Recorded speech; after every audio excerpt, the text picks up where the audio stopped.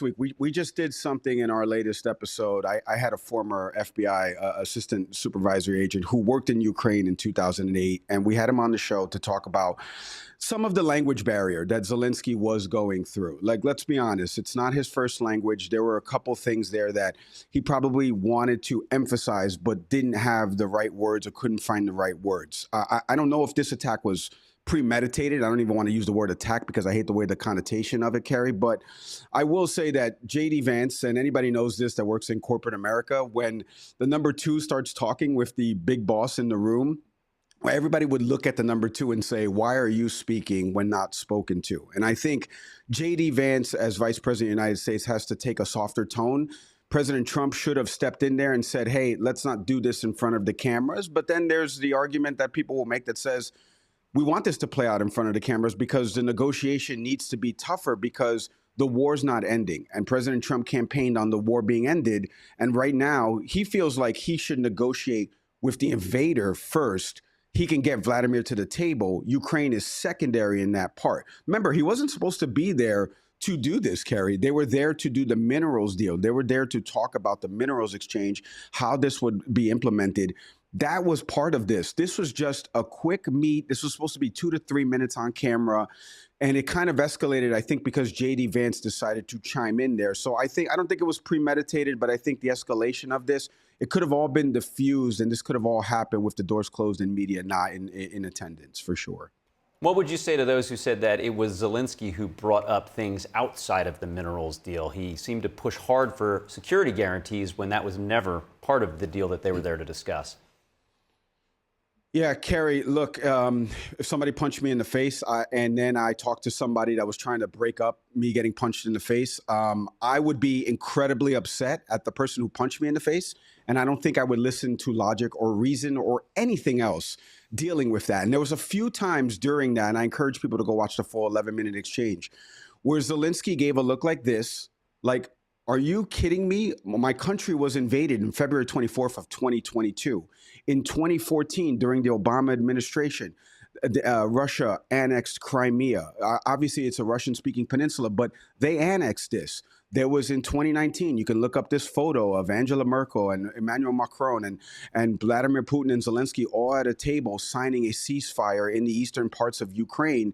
So Vladimir Putin reneged on all of that. So I understand Zelensky's frustrations. I think anybody should understand why President Zelensky was so upset about it. And again, he went afterwards on Brett Baer, and I happen to know the booking producer who had Zelensky on afterwards. And I think he felt a little bit calmer after with Brett Baer because he was able to, in that 25-minute interview, really articulate what he was trying to get at with this exchange. But I think the language barrier didn't help. But then also the part that we're not acknowledging here, Kerry, Russia invaded Ukraine. We have to start with that as the baseline premise in all of this.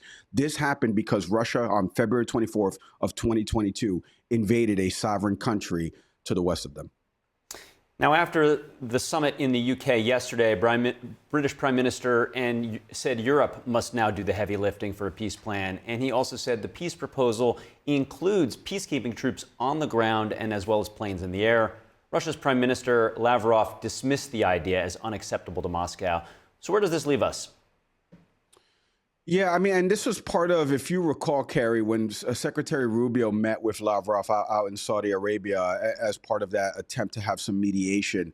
One of the biggest things was about peacekeeping troops. I've spoke to a couple folks that happen to be covering Secretary Rubio's detail, and that was the big thing and the big takeaway. They've been very adamant about peacekeeping troops. Russia sees that as aggression in all of this.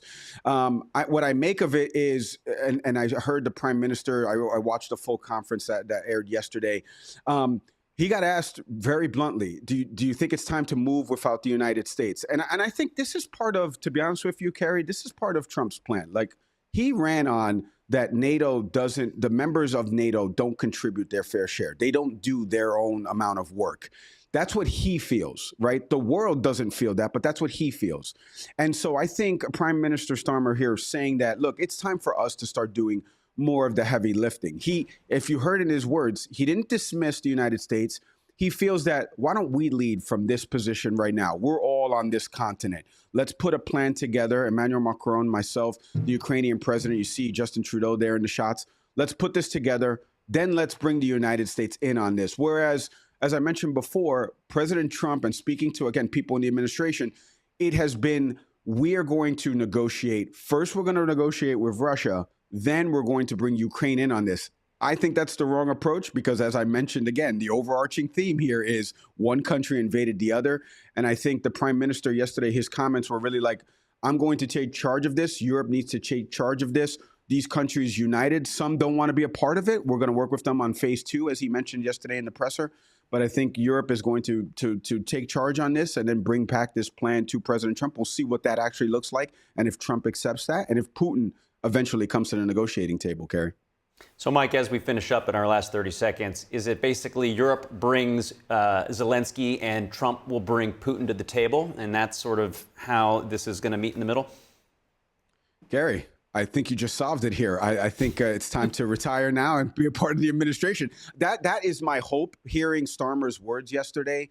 And then, again, as I spoke to some folks for my show last night, what will Europe do? It's a wait and see game, but I love your approach right now, Kerry. This is why we have platforms and outlets like this.